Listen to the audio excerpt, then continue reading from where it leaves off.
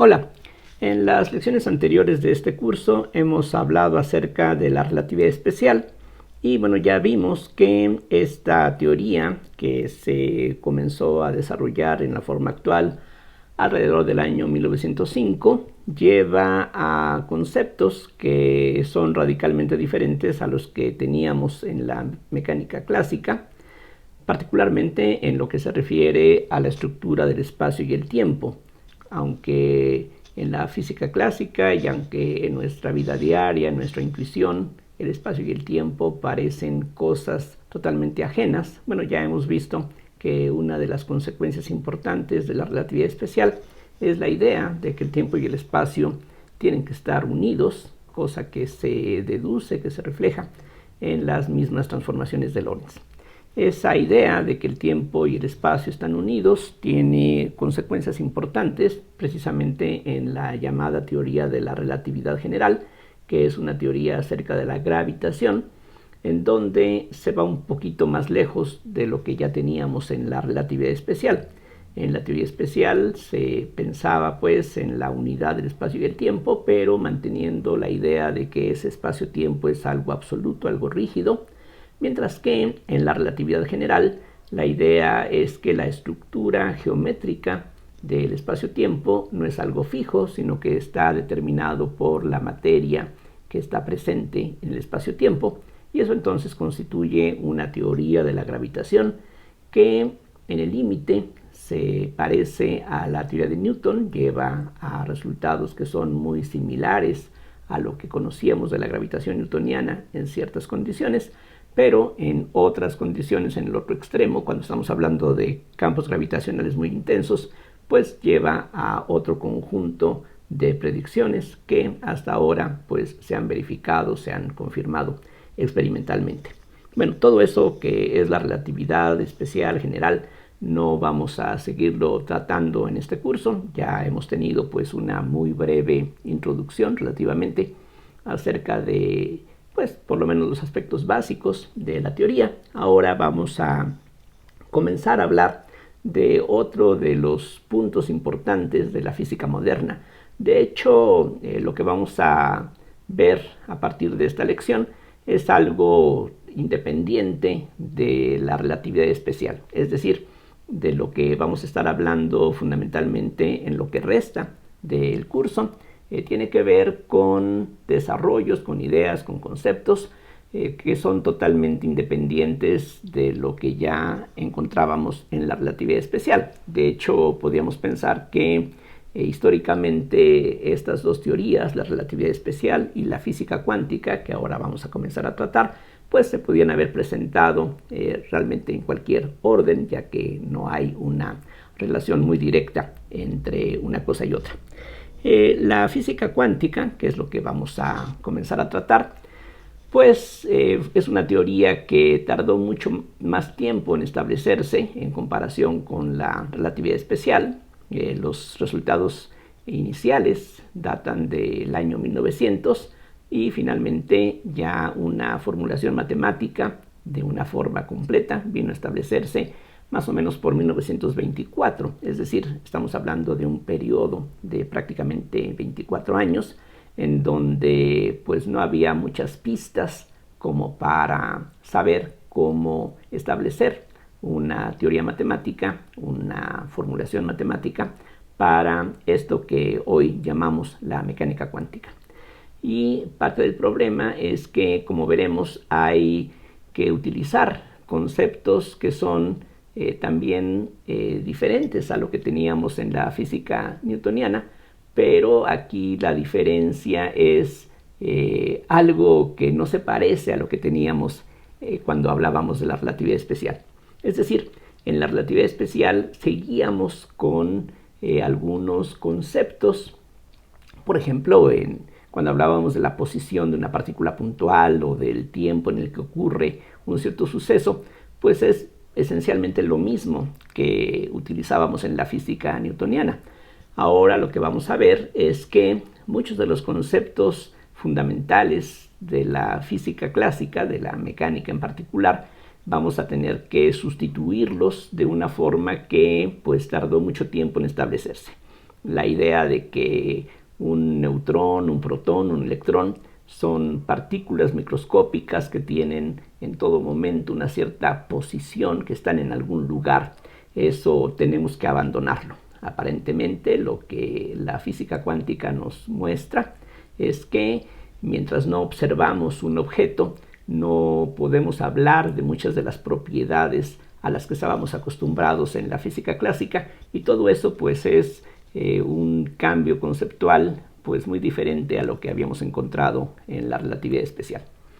Y la situación es que, aunque alrededor de 1924 se estableció el modelo matemático que nos sirve como base para el estudio de la física cuántica, no podemos decir que toda la idea física, los conceptos, las interpretaciones sean pues totalmente aceptables o convincentes, al grado de que algunos de los físicos que contribuyeron de una manera muy importante a establecer la física cuántica, gente como Einstein, como Schrödinger, pues nunca se convencieron de que la física cuántica que finalmente se estableció fuera una teoría correcta, completa, en algún sentido. Después de las contribuciones de Einstein, de Schrödinger, bueno, han venido a darse resultados experimentales, particularmente en los años de 1960, que nos dicen que, a pesar de las dificultades que tenemos para comprender los conceptos de la física cuántica, bueno, parece que esa teoría, ese modelo matemático es correcto, pero pues decía, hay dificultades cuando queremos entender de una manera tradicional muchos de esos conceptos, y en cierto sentido lo que nos puede servir es la confianza en que las predicciones que podemos obtener a nivel de los cálculos que se realizan con las ecuaciones de la mecánica cuántica pues están siendo validados por las observaciones, por las mediciones. El hecho de que pues los grandes avances tecnológicos, si pensamos en los circuitos electrónicos, la forma en que funciona un transistor o cualquier otro aparato derivado de los transistores, bueno, todo eso precisamente requiere de la descripción cuántica, y el hecho de que pues todo funcione de acuerdo con lo que estos modelos nos dicen, pues da confianza en que es una teoría que de alguna forma tiene algún elemento de verdad. Pero insisto, hay pues dificultades con algunos de los conceptos que uno sobre todo pues encuentra si uno trata de asociarlo con nuestra experiencia, que está más basada con lo que ocurre a nivel macroscópico. En fin, no se pretende que este curso sea un tratamiento exhaustivo de las bases de la mecánica cuántica. Para eso pues hay otros cursos en donde esto se debe tratar en forma más detallada. Aquí la idea es más que nada hablar de cómo es que esta otra descripción de la naturaleza pues fue surgiendo poco a poco a partir de diferentes observaciones, y en particular uno de los problemas que llevó a establecer la física cuántica es el llamado problema de la radiación térmica.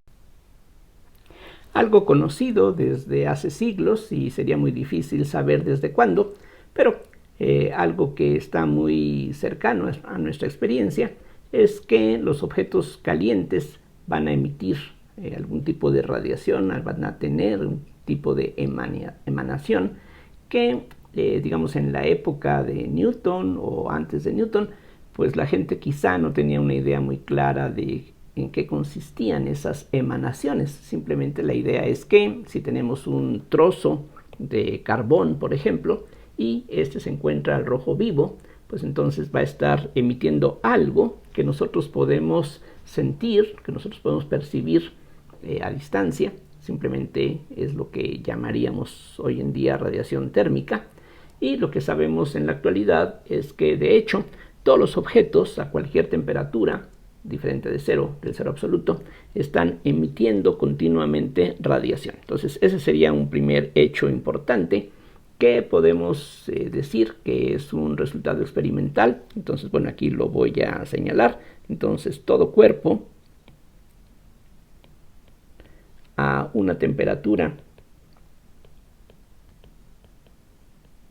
absoluta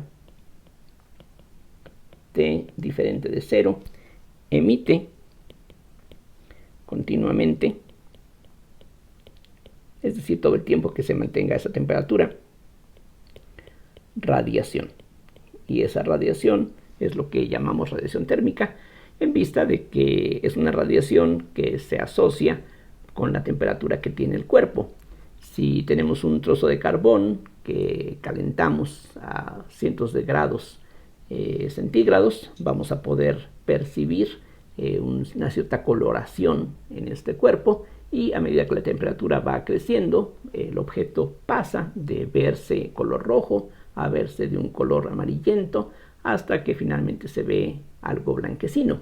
Entonces, de hecho, lo que se puede apreciar es que a mayor temperatura es mayor la cantidad de esa radiación que está siendo emitida. Entonces, ese es un primer punto.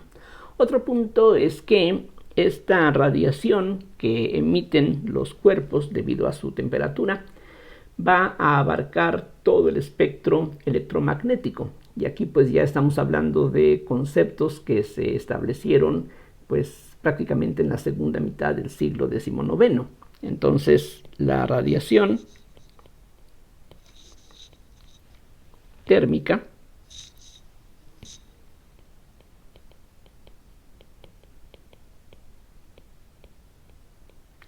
abarca todas las longitudes de onda. Es decir, como ya parte de esto se mencionó en la discusión sobre la relatividad especial, lo que sabemos a partir del establecimiento de la teoría electromagnética es que la luz visible es un tipo de onda electromagnética, un tipo en el sentido de que corresponde a cierta longitud de onda que más o menos anda entre los 4000 y los 7000 angstroms. Nuestros ojos son sensibles a radiación electromagnética que tenga longitudes de onda en esa banda. En cambio, para longitudes de onda mucho más largas o mucho más cortas, nuestros ojos no nos permiten detectar esa radiación. Hay otras formas de hacerlo, sobre todo con instrumentos que los seres humanos hemos construido, diseñado, y pues simplemente la luz visible es parte de la radiación térmica. Un objeto a temperatura ambiente prácticamente no emite luz visible. Lo que emite en gran cantidad es radiación infrarroja, lo cual se puede registrar con el aparato adecuado, y de hecho pues hay en la actualidad termómetros que permiten registrar la temperatura de un cuerpo simplemente captando la radiación infrarroja que emite. Entonces, la radiación térmica abarca todas las longitudes de onda, desde longitudes de onda muy largas que corresponderían a ondas de radio, hasta longitudes de onda muy cortas que son los rayos X o los rayos gamma. Y simplemente lo que ocurre es que dependiendo de la temperatura vamos a tener una mayor preponderancia de ciertas longitudes sobre otras. Ahora, algo que podemos suponer es que a medida que la temperatura de un objeto crece, en particular, la energía térmica que va a emitir va a ser algo mayor.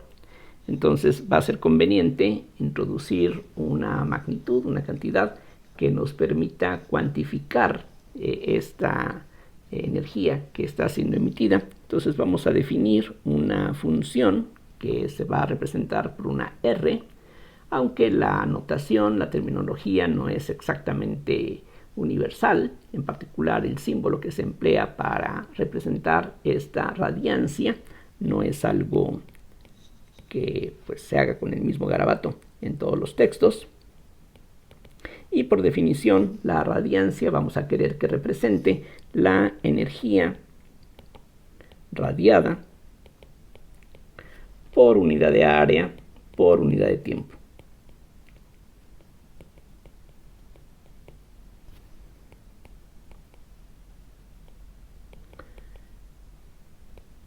con los resultados de la física del siglo XIX podemos darnos una idea de por qué esta radiancia tiene que ser efectivamente función de la temperatura. Pensemos en la idea que hoy en día pues está bastante extendida y aceptada, que consiste en que un objeto, como una piedra por ejemplo, está formada últimamente por átomos, moléculas, electrones, protones, etcétera, que a una temperatura determinada pues van a estar sujetos a una cierta agitación térmica. Entonces, si tomamos en cuenta que todas estas partículas subatómicas son en su mayoría cuerpos cargados, electrones, protones en particular, o núcleos simplemente que tienen carga eléctrica, entonces la agitación térmica, es decir, el movimiento continuo asociado con una temperatura determinada, pues va a hacer que estas cargas, al estar vibrando, al estarse moviendo en forma continua, van a estar entonces emitiendo radiación electromagnética. De acuerdo con la teoría electromagnética, una carga que se encuentre acelerada tiene que emitir radiación. Entonces aquí las moléculas, los átomos, las partículas subatómicas, decía, pues son en su mayoría cuerpos cargados que van a estarse moviendo en forma continua. Esa es la idea que tenemos en la teoría cinético-molecular. Entonces eso nos permite entender de una manera cualitativa al menos cómo es que la radiación se puede estar produciendo, y a mayor temperatura, mayor agitación, pues más radiación tendría que estarse emitiendo. Pero lo que sería bueno es no quedarnos nada más con esa idea cualitativa, sino que sería conveniente poder cuantificar, por ejemplo, qué tanta energía se emite, y eso es precisamente la radiancia. O sea, quisiéramos nosotros ser capaces de calcular en cada centímetro cuadrado, por ejemplo, de la superficie de un cuerpo, qué tanta energía estaría emitiéndose de esa manera. El primer resultado cuantitativo en ese sentido fue obtenido por Stefan apenas en 1879. Vean que es algo relativamente reciente. Lo que Stefan estableció en 1879 es que la radiancia es proporcional a T a la cuarta. Aquí hay que señalar que los experimentos que hizo Stefan no eran sumamente precisos. Aquí más que nada pues él pudo adivinar que la potencia de T que interviene es T a la cuarta. Hay que pensar que en los experimentos que Stefan podía realizar pues era muy difícil separar el calor emitido por conducción, por convección, del que se emite por radiación. Bueno, a pesar de eso, él estableció este resultado, y resulta que la constante de proporcionalidad no solamente depende de algunas constantes fundamentales, sino que también depende de la naturaleza del material. Es decir, si estamos pensando en una piedra o en un trozo de carbón, el factor de proporcionalidad no es el mismo en todos los casos.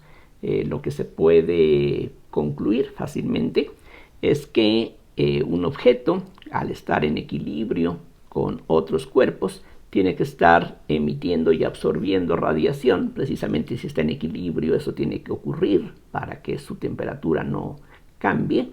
Entonces, aquí uno puede fácilmente convencerse de que un cuerpo que es bueno para emitir radiación también va a ser bueno para absorberla, para que efectivamente se pueda mantener este equilibrio. Entonces, de todo esto surge la idea de definir lo que se llama un cuerpo negro. Así como en la mecánica, por ejemplo, es muy útil el concepto de una partícula puntual. En esa idea uno puede olvidarse de detalles acerca del cuerpo y simplemente pensar como si fuera prácticamente un punto. Aquí hay una idealización que conviene hacer y pensar en un cuerpo negro como un material, un cuerpo que es capaz de absorber toda la radiación que cae sobre él y por lo tanto al ser un absorbente perfecto, también va a ser un emisor perfecto. Es decir, va a ser lo más eficiente que se puede para absorber y para emitir radiación. Aquí hay que recordar una cosa importante. Si uno ve, por ejemplo, un trozo de cartón color negro, eso no quiere decir forzosamente que sea capaz de absorber todo tipo de radiación de una manera 100% efectiva. Cuando vemos un objeto de un cierto color, lo que estamos viendo es cómo responde a la luz visible. Ya sabemos, por ejemplo, que muchos materiales son transparentes a los rayos X y en cambio no son transparentes a la luz visible. El vidrio común y corriente es transparente a la luz visible, pero no deja pasar la luz ultravioleta. Así es de que un pedazo de cartón que nos puede parecer un cuerpo negro, quizá no lo sea si estamos pensando en otras longitudes de onda. Una forma de construir, de hecho, un cuerpo negro es lo que se llama estudiando la radiación de cavidad. Es decir, piensen ustedes en una cavidad, simplemente un hueco en algún cuerpo que tenga sus paredes a una cierta temperatura T. Entonces, si el orificio que se tiene aquí es muy pequeño, entonces prácticamente toda la radiación que entre a través de ese agujero, pues difícilmente va a salir. Entonces, en ese sentido, esta cavidad va a actuar como si fuera prácticamente un cuerpo negro ideal. Aquí el cuerpo negro sería el orificio, precisamente porque allí la radiación que entra difícilmente sale. Mientras más pequeño sea relativamente este orificio, pues esta idea va a funcionar mejor. Entonces, una forma inclusive conveniente de estudiar en forma experimental la radiación, pensando en un cuerpo negro ideal, es precisamente estudiando la radiación de cavidad. Entonces, esta es una forma muy conveniente de, tanto teórica como experimentalmente, construir algo que equivale a un cuerpo negro, efectivamente. Entonces, esta idea de un cuerpo negro conviene introducirla porque de esa manera nos olvidamos de las diferentes posibilidades de las superficies que aquí podemos tener. De hecho, si tenemos aquí una cavidad, no importa de qué material esté hecha esta cavidad, lo que importa es que aquí tenemos un orificio pequeño. Entonces eso, como dije, conviene tanto desde el punto de vista teórico como experimental, como ya veremos más adelante. Entonces resulta que esta constante de proporcionalidad que aparece en la ley de Stefan, cuando nos limitamos a cuerpos negros, esa constante se representa con una letra sigma minúscula y experimentalmente se halla que sigma tiene un valor aproximado de 5.67, más o menos es fácil de recordar. Aquí tenemos los dígitos 5, 6, 7 en sucesión. De hecho, la siguiente cifra es un 0 por 10 a la menos 8 watts sobre metro cuadrado grado Kelvin a la cuarta. Entonces, este se puede tomar como un resultado experimental. Claro, ya de 1879 a la fecha, pues se han podido realizar experimentos mucho más precisos y podríamos decir que este es un valor bastante aceptable. Pero bueno, resulta que se puede calcular también a partir de otras constantes más fundamentales que surgieron precisamente del estudio de este fenómeno. El siguiente paso importante en esta dirección lo dio Boltzmann, quien fue discípulo de Stefan, y lo que Boltzmann hizo fue más bien un tratamiento teórico, mientras que Stefan estableció esta relación, o esta que tenemos aquí, para un cuerpo negro. Aquí pues lo señalo, esto es válido para un cuerpo negro. Lo que Boltzmann hizo fue tratar el problema de la radiación, es decir, imagínense ustedes que este orificio, como les decía, en la cavidad es muy pequeño, entonces vamos a tener aquí radiación que va a estar rebotando entre las paredes de esta cavidad. Entonces resulta que uno puede tratar la radiación en forma muy parecida a cómo se trata un gas. De hecho, en la época de Boltzmann estaba precisamente en desarrollo la termodinámica, el estudio de los gases. Justamente Boltzmann junto con Maxwell establecieron la distribución de velocidades de las moléculas, precisamente con la idea de que un gas está formado por moléculas y que esas moléculas van a tener diferentes velocidades dependiendo de la temperatura a la que se encuentren en equilibrio. Bueno, lo que Boltzmann hizo fue partir de la teoría electromagnética de Maxwell, de acuerdo con la cual la radiación se comporta hasta cierto punto como si fuera un gas. Resulta que la presión que ejerce la radiación es simplemente un tercio de la densidad de energía. Es decir, la radiación tiene una energía, precisamente la radiación térmica tiene que ver con ese transporte de energía que lleva la radiación, y si uno divide la energía entre el volumen ocupado por ella, entonces uno obtiene una cierta densidad de energía, y resulta de la teoría electromagnética, decía, que la radiación tiene que ejercer una presión que está dada de esta manera, como una tercera parte de la energía sobre el volumen. Aquí simplemente como comentario, en el caso de un gas ideal, la presión de un gas, como piensan ustedes en el hidrógeno, en el helio, cosas así, sería 2/3 de U sobre V. Si pensamos en un gas monoatómico, ahí el factor no es 1/3, sino 2/3, así es de que las expresiones son bastante similares. El punto es que si uno trata a la radiación, decía, como si fuera un gas con esta ecuación de estado, uno puede precisamente llegar a la conclusión de que la energía que tiene el gas tiene que ser proporcional a la cuarta potencia de la temperatura, básicamente como Stefan estableció. Aquí nada más es cosa de mencionar un pequeño detalle. En la R, lo que estamos calculando es la energía que está siendo radiada por cada elemento de superficie de esta cavidad, mientras que esta U es la energía de la radiación en la cavidad. Pero las dos cosas están relacionadas directamente entre sí, así es de que el resultado de Boltzmann, que se refiere a la energía de la radiación, pues de inmediato se puede conectar con la radiancia, y entonces uno puede deducir simplemente a partir de estos conocimientos básicos que efectivamente la radiación tiene que cumplir esta ecuación. Entonces, el resultado de Boltzmann fue poquito después de los trabajos de Stefan, 5 años más tarde. De hecho, en 1884 fue que Boltzmann llegó a este resultado, y a partir de entonces esta ecuación y esta constante se conoce como la ecuación o la constante de Stefan-Boltzmann. Hay otra constante de Boltzmann que tiene que ver con otra cosa, pero bueno, esta sigma recibe este nombre, la constante de Stefan-Boltzmann, en forma combinada. Ahora, cuando un objeto está emitiendo radiación, bueno, ya dijimos, la cantidad total de radiación que emite, o la energía total de la radiación en la cavidad, depende de la cuarta potencia de la temperatura.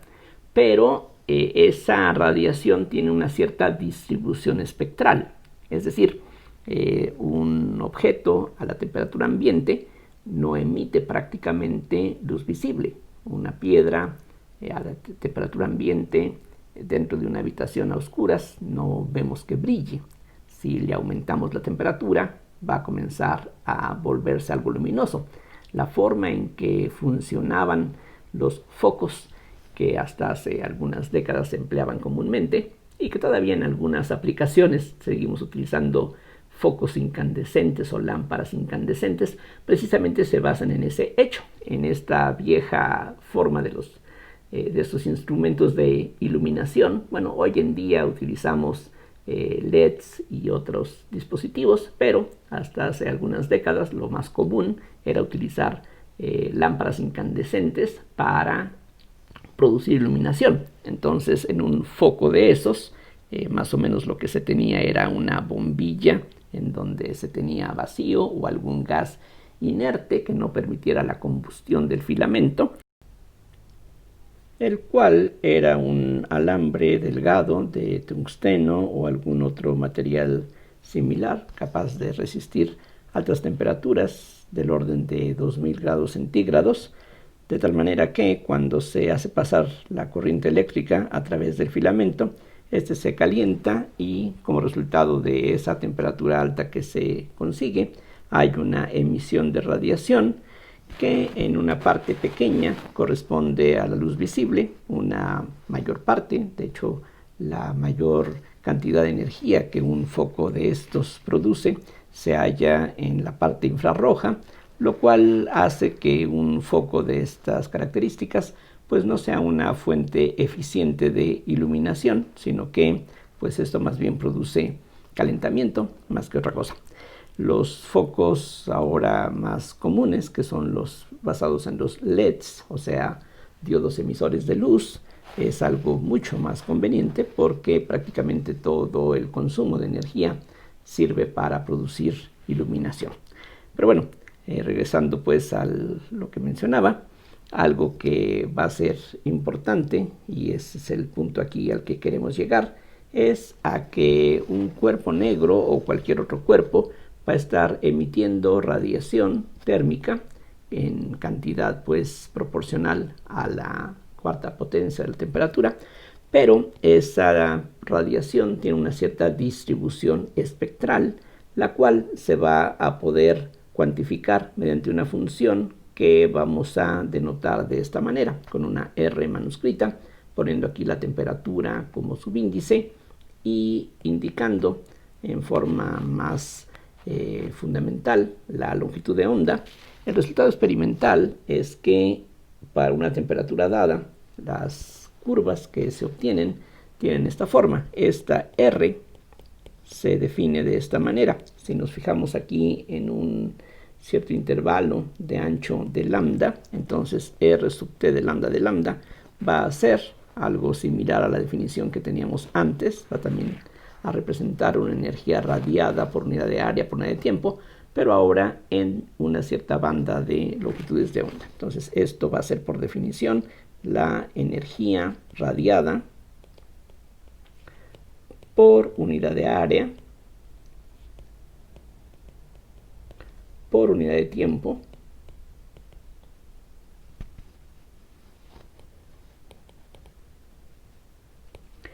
con longitudes de onda entre lambda y lambda más de lambda, es decir, en este intervalo.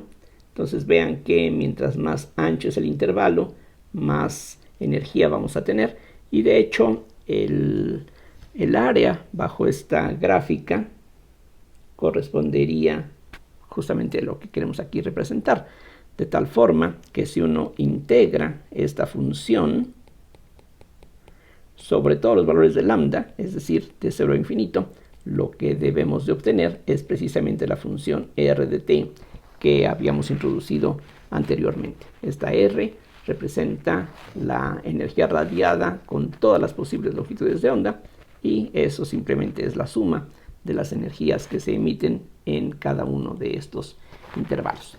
Entonces, como decía, para un objeto, digamos a 2000 grados centígrados, la intensidad más grande, la energía radiada por unidad de área, por unidad de longitud, va a estar más concentrada en la banda infrarroja, y solamente una pequeña porción de la energía que se está radiando corresponde a la parte visible, que como mencionaba se halla aproximadamente entre los 4000 y 7000 angstroms.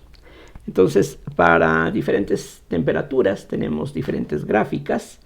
Si aumentamos la temperatura, la gráfica más o menos se modifica de esta manera. A medida que la temperatura crece, el área debajo de la gráfica va creciendo, y de hecho va creciendo con la cuarta potencia de la temperatura. Entonces, si por ejemplo comparáramos dos gráficas correspondientes a temperaturas tales que una sea el doble de la otra, el área bajo la gráfica en la segunda tendría que ser 16 veces más grande que el área debajo de la primera. Y otro hecho importante es que el punto donde se encuentra el máximo de la función va recorriéndose de tal forma que a mayor temperatura la longitud de onda donde ocurre este máximo es inversamente proporcional a la temperatura correspondiente. Y esto constituye un resultado conocido como la ley del corrimiento de Wien. En forma más precisa, la ley del corrimiento de Wien, que fue establecida allá por 1893, lo que afirma es que el producto de la longitud de onda, en donde esta función espectral de radiancia tiene su máximo, multiplicado por la temperatura absoluta del cuerpo negro que le corresponde, esto tiene que ser una constante, y esta constante se puede determinar a partir de mediciones experimentales o a partir de primeros principios, como veremos más adelante. El valor numérico de la constante es 2.898 milímetros por grado Kelvin. Si uno aplica esta fórmula, por ejemplo, para un cuerpo negro a la temperatura de la superficie del Sol, que es de aproximadamente 6.000 grados Kelvin, uno halla una longitud lambda m que es del orden de los 500 nanómetros, es decir, 5.000 angstroms, que corresponde a la parte amarilla del espectro visible, y eso explica por qué la superficie del Sol o el Sol mismo nos parece como una estrella de color amarillo. Quizá a simple vista no se note mucho que la luz del Sol es, digamos, preponderantemente amarilla, pero esa pues es la situación que aquí se presenta. Este resultado establecido por Wien vino de demostrar primeramente que la función espectral de radiancia, esta R que aquí apareció antes, esto recibe el nombre de función espectral de radiancia,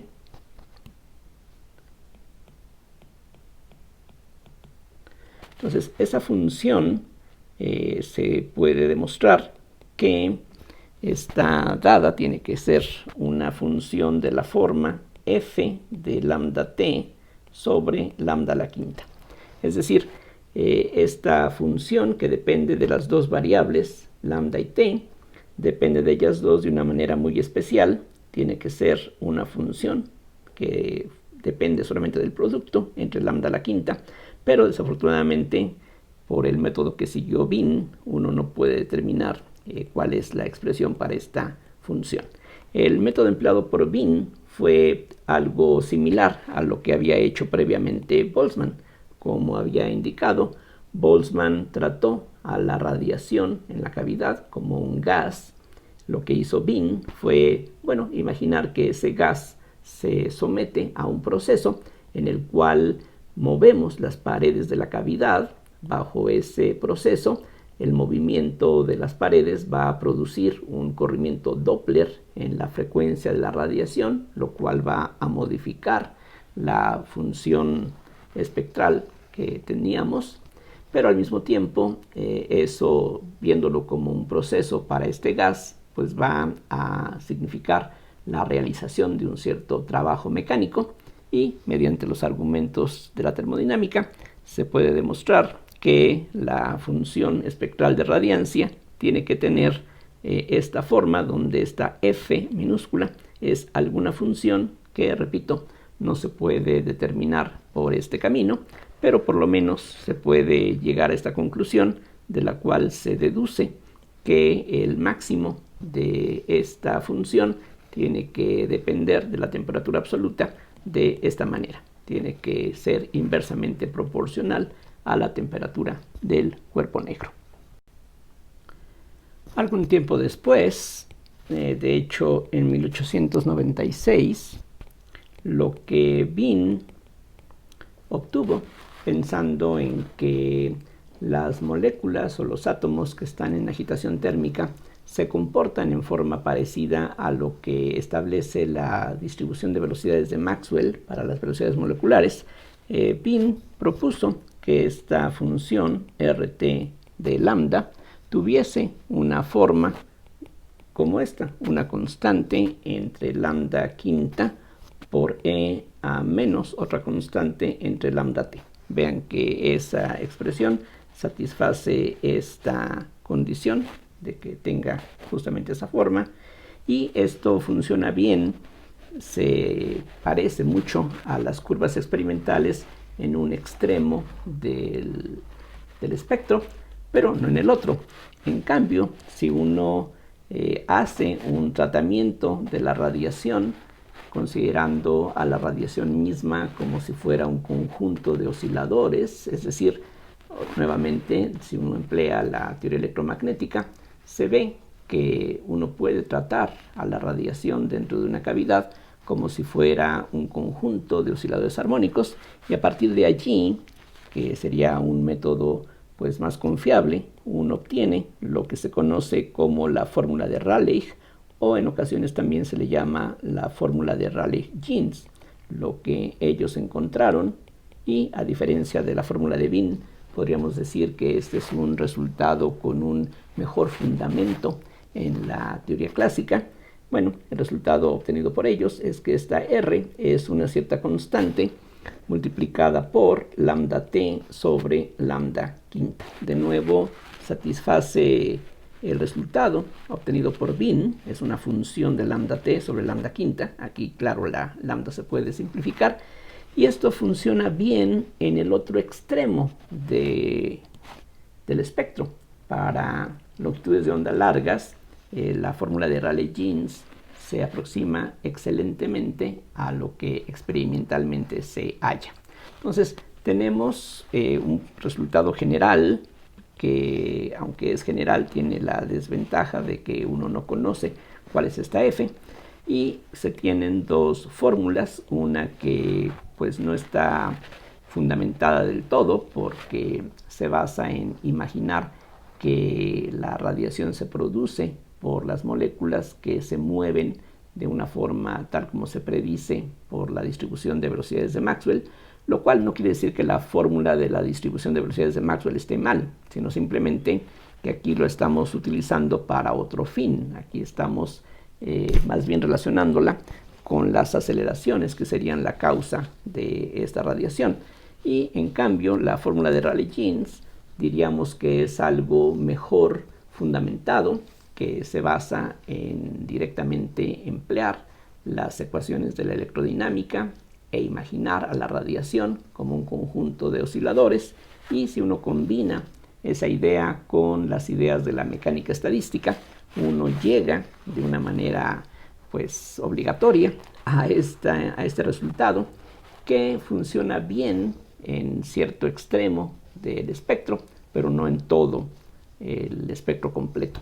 Entonces, esa era más o menos la situación allá por el año 1900, cuando Max Planck, se dio a la tarea de pues revisar los trabajos que hasta ese entonces existían, y de nuevo aquí curiosamente utilizando argumentos de la termodinámica, lo que él hizo fue buscar alguna fórmula que pudiera tener, digamos, el comportamiento correcto que estas fórmulas dan. Es decir, lo que se puede hacer es buscar alguna fórmula que interpole, que permita hacer la unión entre estos dos comportamientos que están dados por la ley de Wien de un lado y por la ley de Rayleigh del otro lado, y simplemente haciendo ajustes a nivel de las ecuaciones sin ninguna justificación física, Planck llegó a una fórmula que vamos a ver en la lección posterior, que funciona muy bien, que se ajusta bastante bien a las curvas experimentales. Y el problema que tuvo a partir de ese momento fue tratar de dar una explicación a ese resultado que él originalmente obtuvo, simplemente manipulando las ecuaciones, tratando de hallar algo que se ajustara a las curvas experimentales. Y eso entonces llevó a la primera idea acerca de la cuantización, en este caso de la energía, que decía, pues se puede considerar como el inicio de la física cuántica, pero ya estaremos hablando de todo esto en las lecciones posteriores. Por ahora sería todo, gracias por la atención y hasta la siguiente.